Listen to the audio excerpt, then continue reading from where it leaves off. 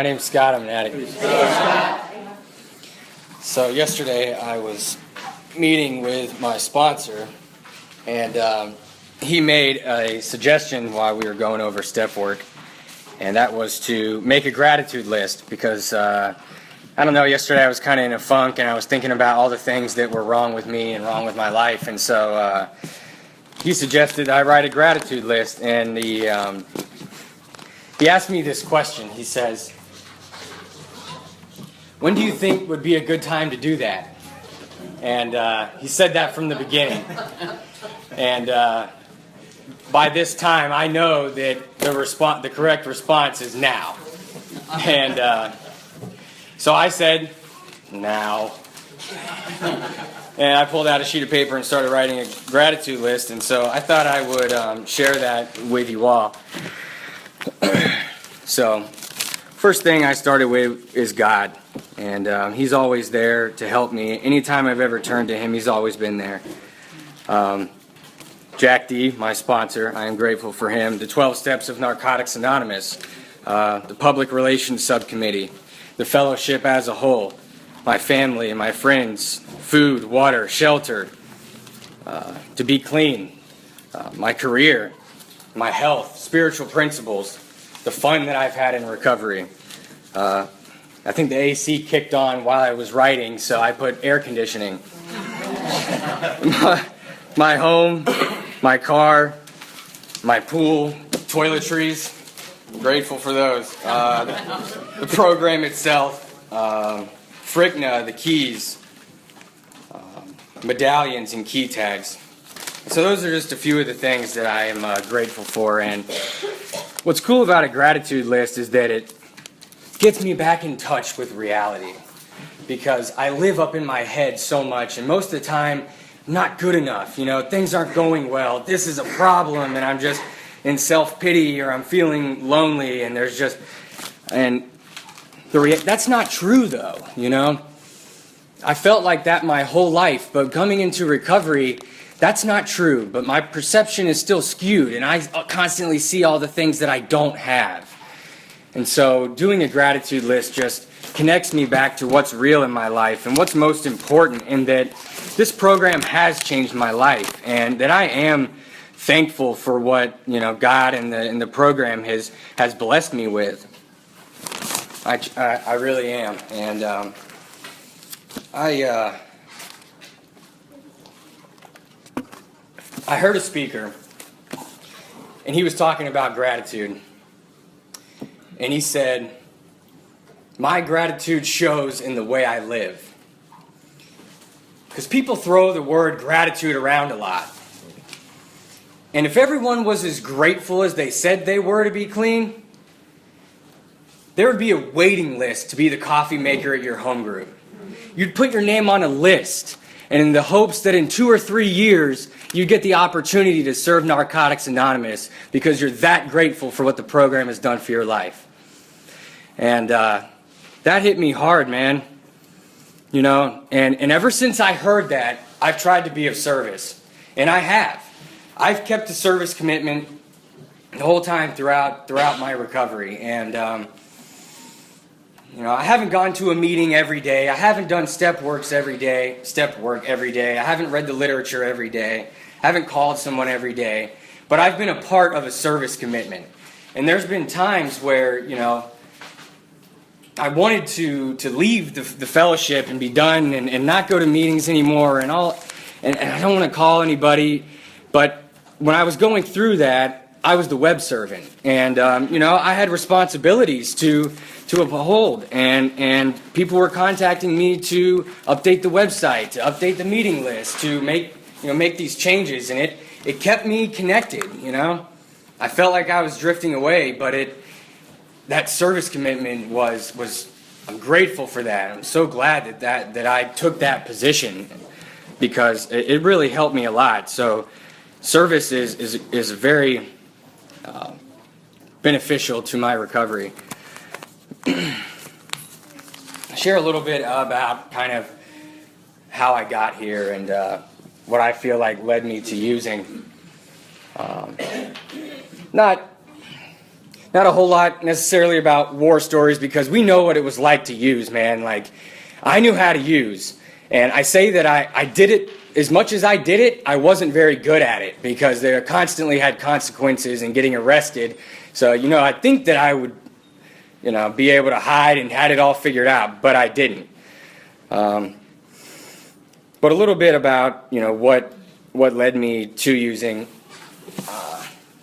When I was a child, I was very shy and very quiet and kind of kept to myself, and I just had this feeling inside of me like I didn't belong anywhere, and I always felt I was very insecure and self-conscious about the way that I looked and the way that I felt, and that people were just better than me, and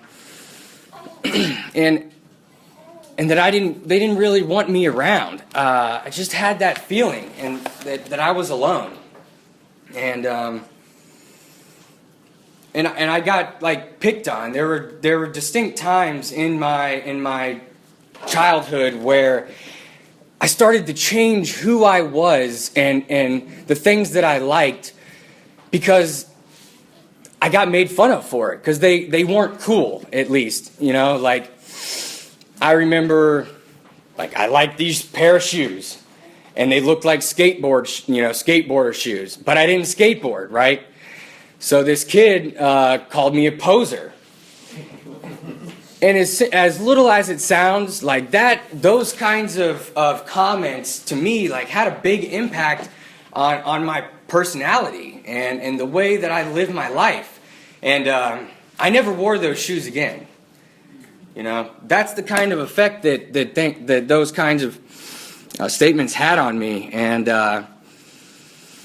but I liked hanging out with younger kids because I felt like I was the bigger one, the stronger one, the faster one. It made me feel better about myself.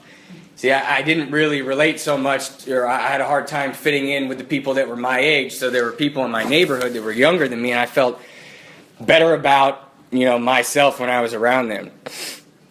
Everywhere else I was kind of afraid and felt weak and scared, but I didn't there. And so I had some friends, and we enjoyed ourselves. We did basic things like play football in the neighborhood and jump on the trampoline, and those times were good.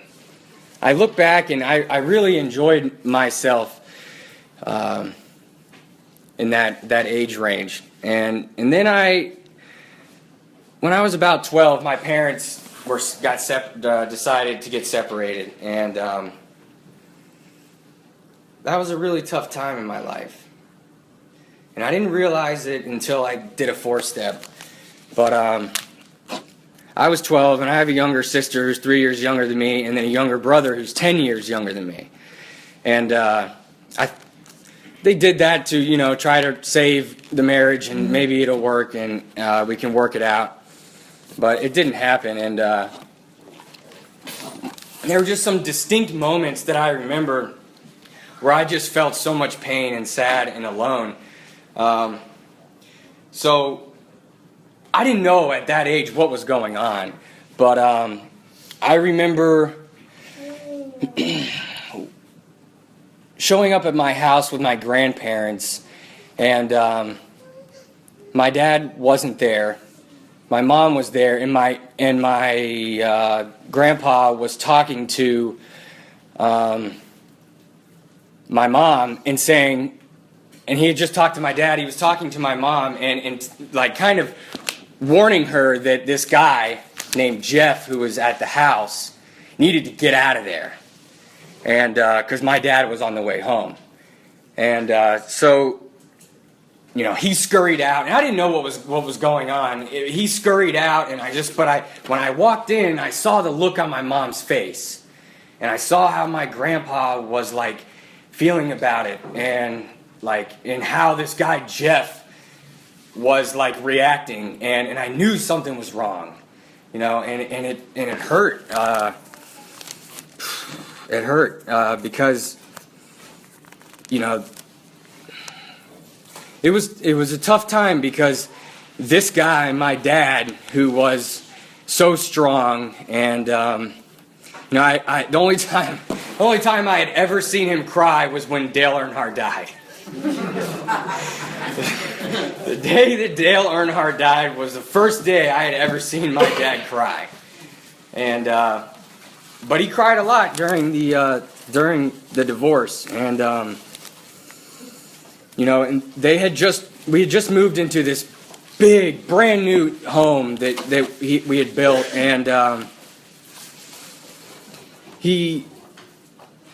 I went to go visit him, and he was like in this tiny little apartment, and it was just tough. It was tough to see him so like low, and I was so mad at my mom.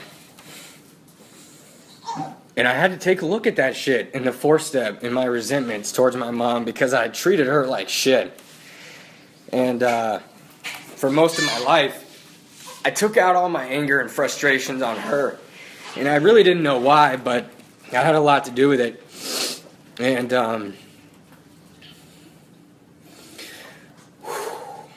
And so, they have an amazing relationship today. I couldn't be more thankful for the relationship that they have. Like, overall, the separation was great. And they actually lived for like 3 years, 8 houses down from one another. And we were able to go back and forth between their houses. So it wasn't like a big disaster like a lot of divorces are. So I can be thankful for that. But, it was tough. And so, I got into high school, and I still, and then there was another distinct moment where, like, I was, so then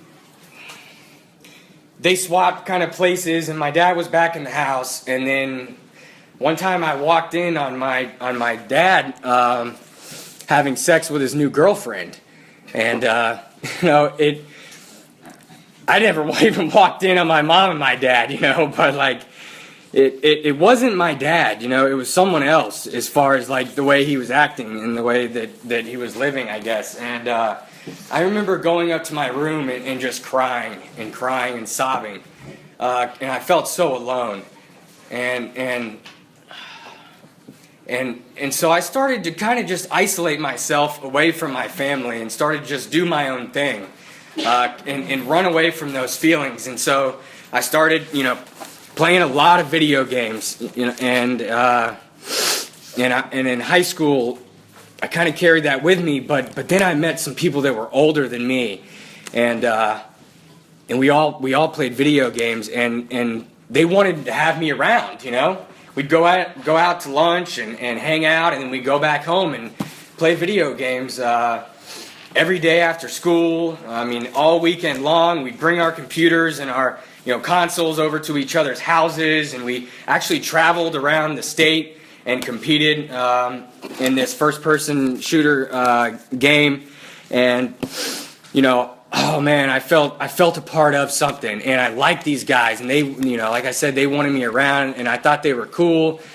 I felt like they had my back, and that's, I went through high school with them, and then they graduated. They were 2 years older than me. They graduated, and I kind of felt alone again, but we still hang out all the time. And I just basically threw school out the window, because school, it just wasn't important to me anymore after, I started drinking. They were 21 and stuff, and not everyone was, but, I started drinking with them. And I remember that first night, I blacked out, man. And that's what a lot of my addiction was like. My goal was just to consume and as much as I possibly could until I just blacked out, man. I didn't want to live. Like, I didn't want to be me. I wanted to be somebody else. I wanted to be somewhere else all the time. And that's what drugs allowed me to do. It allowed me to escape who I was. I didn't have to face reality. It was that temporary relief from me and from the pain that I had just put away, just buried deep inside of me. It helped with that. But then I wasn't high anymore. and I had to deal with the consequences and the feelings that kept coming back, so I had to use more. And not only that, but then I was also addicted, you know what I mean? And so, like, just that endless cycle. And so I just continued to use more and more, and so I moved away to go to college in Gainesville, and I'd been up there for like 2 months, and then I came back for Thanksgiving break. It was the first time I got arrested. Met up with some friends down here. First time I got arrested. And, you know, that was, I was scared. I was. But, you know, we were just in the wrong place at the wrong time. You know, it wasn't the fact that you know, we were just being dumbasses and hanging out in like an abandoned neighborhood. You know what I mean? Like, that was our best thoughts that we could come up with is that, you know, and like just feeling so invincible, like nothing could harm us and that nothing could go wrong, and feeling that way even after there being consequences in getting caught, you know, just that denial, that rationalization and justification so that I can continue to live my life the way I was, you know, just continue to use. So I was still living in Gainesville, but I stopped going to school after only a few months in, and I started, like, you know, I'd get my grades back, and I'd use Photoshop and send my parents my grades, and I would just just do everything I can to fool them, just so I could continue to use, and I dropped out and using every day, and I had this experience in my car, and just got done, been up for a couple days, and I just got done getting high, and I was on my way home, and like I heard these songs on the radio, and it was God, man. You know, like my whole life, I didn't get raised in the church. I didn't even know anything about church or God or the Bible or anything. I remember when I was a kid, I went to this little Wednesday night service, and like I asked what that book was. I had no idea. And so it was like in that moment, though, I knew. All of a sudden, I knew that there was something there, and that everything was going to be okay, and that you know, that I didn't have to keep doing like what I was doing, and that I could go home and leave, and then like have that I had just this power, this energy, or whatever it was with me. I just knew it. And but the way we are as addicts is like the next day, you know, I tried everything I could to convince myself that it wasn't real, and I didn't have that experience, so I could just go back to using, you know, because that's what I wanted to do. But I talked to my mom, and she convinced me to come home, and so I did. And I was, you know, I'm having all these doubts. I'm not going to go home. Like, that was a bunch of bullshit. It wasn't real. But that was just my disease. It really was. Because I knew that if I was going to believe in that and accept that and go that route, that I can't use anymore. I wasn't done using. I wasn't done yet. And so, but I was 10 minutes outside of Gainesville going home, and I'm having all these doubts, and then this car pulls in front of me, cuts me off, and its license plate says, "Trust him." And so I kept going home, man, and I tried to stay clean. I came back to Lakeland, and I tried to stay clean on my own, just on my own self-will, and but I couldn't do it. I think I was clean for like a month, and you know, my own will to stop wasn't enough for me. Holding on to that moment, to that experience, wasn't enough to keep me clean, as much as I wanted it to be at that point.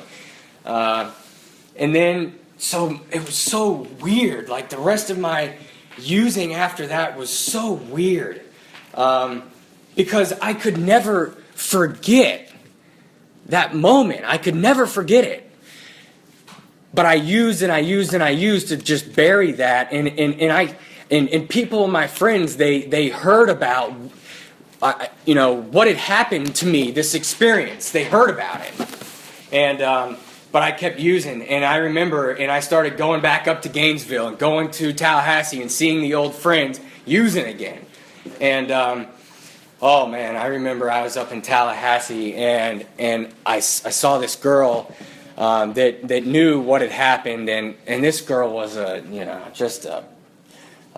she was awesome, heart of gold, and she saw me, drinking and using, and she goes, "Scott, I thought you found God." Oh man, was I mad. I thought God, that you were not going to do this anymore. Oh man, I was just raged and went off on her, but it reminded me of what was going on, and I hated it. It made it all of a sudden again. I had to face reality and think about what I was doing, man. And all I wanted to do was escape those kinds of thoughts. And so I continued on, and I stopped hanging out with those people because they knew. I had to go find a new group of friends because they all looked at me differently. See, my whole life I've basically taken all the thoughts that I have about myself, the shame and guilt, and I put those thoughts about me into your head and have you think those about me, so I can push you away and isolate and say that I don't need to be around you, and there's something wrong with you. I can just look at you instead of my own thoughts and the reality of what I think of myself. And so thank you. And so where was I? New group of friends, thank you. So I decided to, take advantage of new people. And I started hanging out with my cousin and his friends. They're 4 years younger than me. And I was the cool kid again. And they didn't know about what had happened or anything. So I felt comfortable using around them because I knew that I wasn't going to get judged, or at least I thought about the whole thing a little less about it when I wasn't around the people that knew. And so we started using heavy, and we broke into someone's home and just living dirty, and doing the things that we do to fill that void, that desire to continue to use, and to look cool, man. I wanted to look cool with these kids, so I'd show them some things, and get them to do things with me, and in a weird way, it made me feel just better about myself, It did. It made my pride and my ego, thinking about that now, boosting my pride and my ego and thinking I was cool for doing something like that is just insane. It's crazy. But this disease, the disease of addiction distorts rational thought, and so I just wasn't, it's I'm just a totally different person when I'm in the grip of my disease. It has control of me. Once I start, I can't stop on my own will. And so I was in the grip, and so I get this opportunity to take this new job in Charlotte, North Carolina, and I was all right, let me go change. I'm gonna change my life. Let's go move away. Let's go and do something different, and it'll be better if I can just get away from everyone, right? And so I go up there, and my grandparents dropped me off, and my girlfriend at the time, and it was Super Bowl Sunday, and man, all along the way, God was there, man. Looking back now, God's love has been present the whole time, just waiting for me to accept Him. And so that first day I got there, I remember sitting outside of a shop and trying to find someone to get me, get me high. And I'm standing out in the parking lot, and I'm see these two people in a car. And right before I walk over to the car, this little fortune cookie, the little fortune in the fortune cookie, blows over to me and hits basically right in front of me, hits my shoe, And I pick it up and look at it, and it says, "The best is yet to come." You know, and so going through my life, like, I kept thinking about that moment in God, you know, like I just couldn't completely get rid of it as much as I tried. And so I walked over to the car and got what I needed and moved on. Blocked it out. Everything I could to just block out, you know, what was going on. I tried, man. I did it, and I did it. And so I met some people that day, and I just, you know, I got fucked up, and I got fucked up the rest of the time that I was there. Trying to fool myself. Come on, you know? Gosh, the denial is just so deep and so sick. Like, I convince myself that I'm going to draw all these lines in the sand, and it's like, well, you know, maybe I could just, boom, you know, just cross that line and just wipe it away. You know, forget it. Well, I didn't really mean it. So I you know, I got up there, and I was just, you know, I didn't know any of these people, and I got, you know, I met a whole nother, you know, I guess, more risky people that I didn't know at all. You know, at least the other people here, I had a past with some of them, and I could call them good friends, but these people I didn't. And so, you know, and that's what addiction does. We just make fucking poor decisions. You know, I didn't think about anything, consider, like, that anything bad was going to happen to me. It was like, if you had something that I wanted, you know, then you were cool. Come over. You know what I mean? Like, here, I'll share with you, you share with me. Or it just didn't matter. I just wanted to use and you know, not feel completely alone. You know, try to meet new people. And so I ended up getting robbed and took all my shit. And it wasn't long after that. But, and see, listen, this is what's, part of it is so sick is, I called the police in that day. Like, I called them, and then like the officer was going to show up at my house that night, and I knew he was going to come. They gave me like a time frame, but I just kept using, and he showed up, and and I left paraphernalia on the table, and he's like, you know what, man? Maybe you deserve this. Maybe this is a lesson for you. That's how, like, just clueless I was, and how just lost and confused. Like, I knew that this officer was coming over to my house, and I just left shit out on the table. Not intentionally, but I was so dysfunctional, you know? And then, like, you know, just irresponsible, not having a clue how to live, just a child, man, you know, and so one day I left my water running, or like they shut off the water, and somehow the drain got plugged, and so I was getting high, and I used the water, and I flipped on the thing on my lunch break, and I came back, and my place was just flooded. And and I was on the third story, so all the people below me were too, and you know, it sucked, but it was fine, not that bad, you know, I'll get through it, let me just get more drugs. You know, that's how I handle my life is, you know, it'll be okay, no big deal. And so I moved out of there, I got evicted, you know, moved somewhere else, and then this place was just filled with bed bugs, and you know, it was just miserable, and this is the life that I was choosing to live, you know. So I came back here, got arrested again, and I came back here and decided, you know, my family got me out of there, thank God, and because these guys were after me, and so I left and came back here, and I started coming to meetings, get my paper signed, and you know, I knew that I was desperate and I didn't want to do it anymore, but still I wanted to do it my way, you know. I didn't want to take all the suggestions.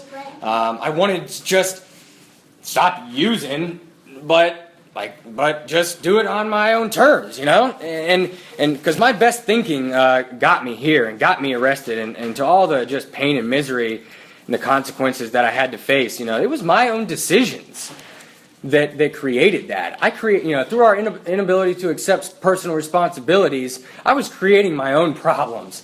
And so I came and got my paper signed, and then I was clean for about 5.5 months or so, and I decided, and I went back out and I used, And I came back 2 months after that, and and I surrendered, man. I surrendered to the program. I surrendered to, I admitted that I was powerless over my addiction and that my life was completely unmanageable. There was no more denying it. I couldn't run from the reality of my life anymore, and I was desperate. And so, you know what, man? I just stopped thinking and I just started doing. I started taking the suggestions that if you've been around for a little while, you hear them over and over again. And they're the same suggestions. And it's because they work. It's because they work. And,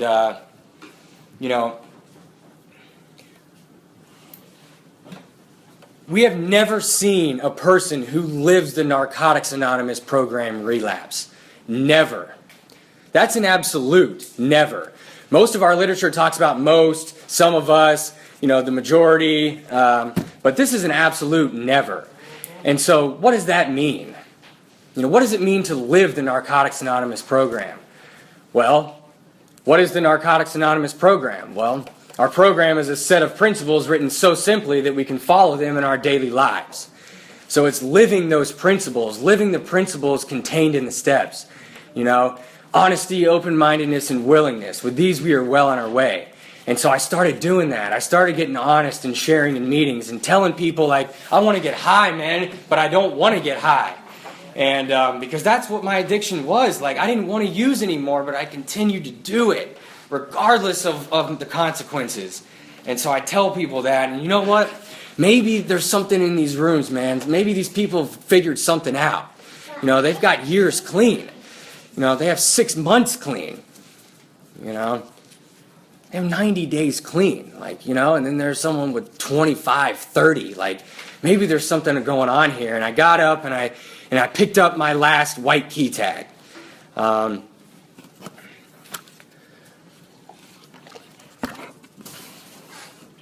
I got a sponsor, and he asked me, am I willing to do whatever it takes to get and stay clean? And you know what? A lot of the times, I don't know if I am, but the thing is that it's not about thinking about whether I am or not. It's just doing it. It's having that willingness, the willingness. And I can't say that I do, everything that's suggested all the time, but I just continue to learn and to grow and to move forward. And my life just keeps getting better. It just keeps getting better when I try to live these principles. And, my life has changed so much over the course of the past 4 years. My sponsor had me write down 4 things in my notebook that's like this and put it on a sheet of paper in the front. And it's, work the steps with a sponsor, go to meetings, read the literature, be of service. And that's what I do. And it's worked well for me, it really has. I've met some of the kindest, most loving, caring people in these rooms, people that you don't meet just anywhere, people that genuinely care about who, what's wrong with you and who you are, and are just willing to lend a helping hand. And I can put my heart out to these people and trust them, not to just, stomp on it. Because I have a hard time trusting people, but, this room will show you that you can be yourself, and that it's okay, and that, that we can recover from this disease. And so, over the past 4 years, there's just been a lot of cool things that have happened, and,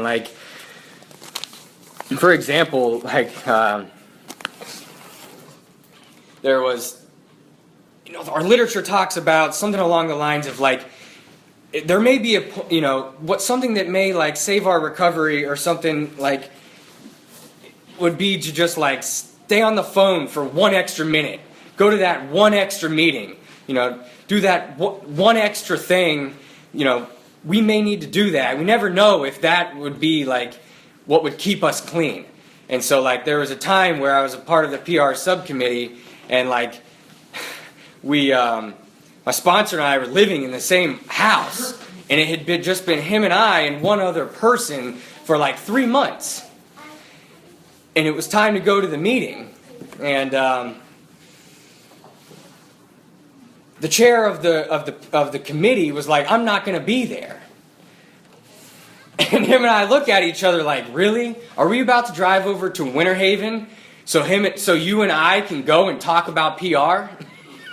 You know? Well, you know what? Yeah, we are. We are going to do that. Because that's what we have to, we made a commitment, and that's what we do here. We make and keep our commitments. As ridiculous as it sounds, that's what we do. And we went, and we drove over there. We were there for about 10 minutes looking at each other, just like, what? Like, really? Like, what do we do? Read the concepts, you know? All right, so what do we talk about? 10 minutes in walks this guy, old Todd. Some guy named Todd. And he tells us, like, he's been trying to get over to PR, but he just hasn't found the time to do it because he works at Legoland and he has to ride his bike. So he rode his bike from Legoland miles. And he gets there and he's just sweating, you know, and he like gets to the meeting and we just look at each other like, you know what, man, it's like, you know, this is what we do. This is why we do what we do, because you just never know. You know, you just never know. And moments like things like that have happened throughout my recovery. You know, God jumps in and says, hey, you know, I'm here. And like keeps me motivated, like when I don't want to keep some of the commitments that I've committed to, and you know, I've about out of time, and so it's you know, if you're new and you're not sure what you don't know what's going on here. Because I know I didn't have a clue, man. But, you know, just, you want to stop using, this is the place to do it. Just talk to somebody, you know. Just talk to somebody. Get honest about where you're at, you know. If we don't know where you are, how are we supposed to come get you? You know, and the hugs, man. The hugs are something, you know, are weird when I was new. You know, you don't just go around hugging people, man. You know, but a simple loving hug can make all the difference in the world to an addict when he's struggling. All it takes is a hug sometimes. You know, this is a great place. It's a place that I've never experienced, and like, you know, like I heard a speaker say, like, you know, your greatest dreams for yourself, your highest aspirations for yourself don't even touch what God is going to do with you if you stay clean. And, you know, this program offers, you know, makes one promise, and that's freedom from active addiction. But it's given me so much more. It's given me a life that I could have never expected, you know. If I had written down my list of expectations before I had got here, you know, I would have been cheating myself. You know, our literature says hopeless living problems have been joyously changed. Our disease has been arrested, and now anything is possible. And I believe that. I believe that. Because the relationships that I have with the people here in my family, you know, I would have never expected. I just wanted to stop using, and I've just been given so much more. So, you know, just keep coming back, whether you want to, you know, or confused or whatever. Just keep coming back, and I can promise you, if you take some of the suggestions and get to know people and just open up a little bit, like, things will get better, and like you know, we never have to use again, even if we want to. So thanks for letting me share. Thanks.